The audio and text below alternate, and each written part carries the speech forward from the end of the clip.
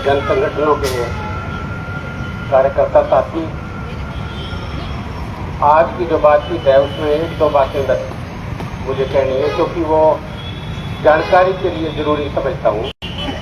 असल में ये जो आयोजन किया जा रहा है, इस आयोजन को पूरे देश में किया जा रहा है। आज के दिन 1 नवंबर को इसी प्रकार की हजार सभाएं हो रही हैं, और इन सभाओं को करने वाले जो संगठन हैं, आपा जिस प्रकार से जुटे यहाँ, सबसे जो एक तरह से कहिए कि जो इसके सेंटर में है ना संगठन, वो All India Peace and Solidarity Organisation बोलते हैं उसको, AIPSO, यानी वो शांति और एकता की, एकजुटता की बात करने के लिए वो संगठन काम करता है। 1951 में वो संगठन बना था, और 1951 के बाद बहुत सारी कार्रवाइयाँ उस संगठन ने इस प्रकार की करी, जैसे आप आज लग रहे हैं। वियतनाम का युद्ध हुआ, उसके अंदर भी उस संगठन ने पूरे देश के अंदर कार्रवाइयाँ करी इसी प्रकार से। और उस समय आप देखेंगे कि 40,000 रुपये का चंदा लोगों से इकट्ठा करके विश्व शांति की अपील करने के लिए वो इस प्रकार की कार्रवाइयाँ करने वाला एक संगठन है। शुरुआत उसकी बहुत ही ज़्यादा एक तरह से जिसको कहेंगे समाज के अंदर जिनका नाम था, नामी लोगों ने उस संगठन की शुरुआत की थी। आज भी उस संगठन को एक तरह से जारी रखा हुआ है, जो पूरे देश के अंदर आज की ये कार्रवाई बनी है। एक तो बात छोटी सी मैं ये बताना चाह रहा था। दूसरी बात मैं ये बताना चाह रहा था कि बहुत सारी जानकारियाँ और बहुत सारी सूचनाएं आपको दी गई। सवाल क्या है? सवाल ये है कि हम अपनी समझ भी तो बनावा। ये जानकारी इसलिए दी गई है कि हम समझें कि ये मसला किस प्रकार से किनके खिलाफ पड़ता है, किनके खिलाफ पड़ता है और कौन कर रहा है।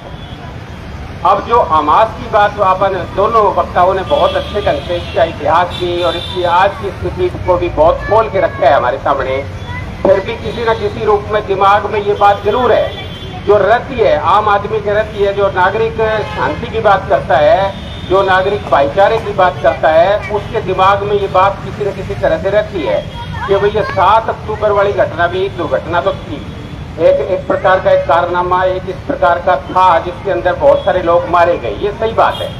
लेकिन उससे तुरंत पहले अगर आप चले जाएंगे तो 250 लोग उसी इलाके के फिलहाल इन दिनों के अंदर, बाकी इतिहास तो बता दिया, उसके ऊपर मैं नहीं जा रहा हूँ दोबारा से, लेकिन जैसे 7 अक्टूबर की घटना होती है, उस 7 अक्टूबर से तुरंत पहले 250 लोग मारे इजरायलियों ने, फिलिस्तीन के इलाके के अंदर रहने वाले। तो ये देखिए, और दूसरा जब वो 7 अक्टूबर को जिस तरह का हमला हुआ, उस हमले के अंदर जो लोग खुद मारे गए, जिनके परिवार के लोग मारे गए, वो लोग भी इस समय नहीं चाहते कि युद्ध होना चाहिए। जिनके लोग मर गए वो भी ये कह रहे हैं कि युद्ध बंद होना चाहिए। कितनी बड़ी बात है।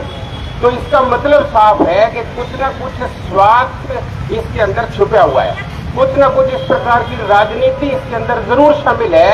जो राजनीति सताए और लोगों की, वो सताए और लोगों की कार्रवाई है असल में 7 अक्टूबर की। इस तरह से भी उसको देखना चाहिए। पक्ष रखा गया, जो गलत बताया गया वो ठीक अपनी जगह के ऊपर, लेकिन जब सताए जाएंगे लोग, तड़पाए जाएंगे लोग, जितना भी बताया उसके अंदर ये साफ तौर पे बात आती है, तो उसका एक तरह से वो विरोध करने की कार्रवाई वो करी गई। और उसके बाद लगातार जिस प्रकार से इजराइल की सरकार जो कह रही है, इजराइल की सरकार तो असल में एक तरह का नस्ल भेद करते हुए, नस्ली घृणा फैलाते हुए एक बदले की कार्रवाई के तौर पे पूरे इलाके को खत्म करने की कसम उठा रखी है। और ये तो एक अलग प्रकार की बात हो गई। आप हमास के कुछ नेताओं को, उनके कुछ बड़े लीडरान को आप अरेस्ट कर सकते हैं, पकड़ सकते हैं, कुछ और कार्रवाई कर सकते हैं, लेकिन ये कार्रवाई इस प्रकार की कि जैसे पूरे देश ने दोष कर दिया और पूरे देश को जिस प्रकार से तबाह किया जा रहा है और नस्ली घृणा के बड़े बड़े एक तरह से विचार पेश करते हुए ये काम किया जा रहा है, तो ये अपने आप में एक अलग प्रकार की बात बन जाती है। इसमें शांति और न्याय का पक्ष नहीं आता है। दूसरी बात, संयुक्त राष्ट्र संघ के अंदर 120 देशों ने इस बात की मांग उठाई कि ये युद्ध बंद होना चाहिए। 120 देश उसके अंदर शामिल हैं। और ये आप जानते होंगे, ये जो छोटे देश, गरीब देश या विकासशील देश, भारत जैसे देश भी, उनके पास आज भी संयुक्त राष्ट्र संघ एक ऐसा मंच है जिस मंच के अंदर इस प्रकार की अंतर्राष्ट्रीय समस्याओं के ऊपर वो अपनी बात कहते हैं, अपना पक्ष रखते हैं। 120 देश लगातार इस बात को कह रहे हैं कि युद्ध खत्म होना चाहिए, लेकिन अमेरिका, इंग्लैंड और इजराइल, ये लोग जो है ये इस तरह की बात को नहीं मानने के लिए तैयार है। पूरी संयुक्त राष्ट्र संघ की सभा भी जब कहती है तब भी ये बात मानने के लिए तैयार नहीं। और इसमें एक पक्ष और देखना चाहिए हमें कि आज भारत कहां खड़ा है, ये एक बड़ा सवाल है हमारे सामने। हम तो यहाँ बैठे हैं ना रोहतक के अंदर और पूरे देश के अंदर इस प्रकार की कार्रवाई कर रहे हैं। किस लिए कर रहे हैं कार्रवाई? एक तो जनता के अंदर संदेश जाए भाईचारे का, शांति का, न्याय का, लेकिन दूसरी बात यह भी है कि ये संदेश केवल हमारे आपस का नहीं है। ये संदेश इसलिए भी है कि असल में सरकार जो काम कर रही है इस समय के ऊपर, उसके ऊपर भी एक खास तरह का दबाव भी पड़ना चाहिए और जनता की, आम आदमी की नजर भी उसके ऊपर होनी चाहिए। क्या वो नजर अगर हम रखें तो क्या बताती है वो नजर? क्या समझ में आता है? हमारी सरकार ने जब 120 देश इस बात का पक्ष ले रहे थे कि फिलिस्तीन के ऊपर, लोगों के ऊपर, आम जनता के ऊपर अन्याय हो रहा है, हमले हो रहे हैं और जुर्म हो रहा है, उस समय हमारी सरकार के प्रतिनिधि उस सभा के अंदर बैठक में जाते ही वो अलग रखते हैं अपने आप को, और अलग रख के वो क्या दिखाना चाहते हैं? सवाल ये है कि आज तक हिंदुस्तान ने फिलिस्तीन का साथ दिया। फिलिस्तीन के जनता की जो तकलीफ है, उस तकलीफ को समझते हुए इजराइल को हमेशा दोषी माना और पूरे अंतर्राष्ट्रीय मंचों के ऊपर फिलिस्तीन के लिए न्याय की मांग में हिंदुस्तान की आवाज जो है वो हमेशा रही। लेकिन आज जिस प्रकार की स्थिति पैदा की जा रही है कि हम तो इसके अंदर शामिल नहीं हैं, और कभी हम एकदम से सबसे पहले जब ये 7 अक्टूबर वाली घटना हुई तो हमारे प्रधानमंत्री ने सबसे पहले ये बात कही कि भाई हमास जो है वो एक आतंकवादी संगठन है और उसके ऊपर बैन होना चाहिए। सबसे पहले आगे बढ़ के अमेरिका का और इजराइल का जो सुर है, जो आवाज है, उसके अंदर सुर में सुर मिलाने की कोशिश करी। और फिर उसके बाद जब ये सभा होती है, उस सभा के अंदर हम शामिल ही नहीं होते, हम अपना पक्ष ही नहीं रखते किसी प्रकार का।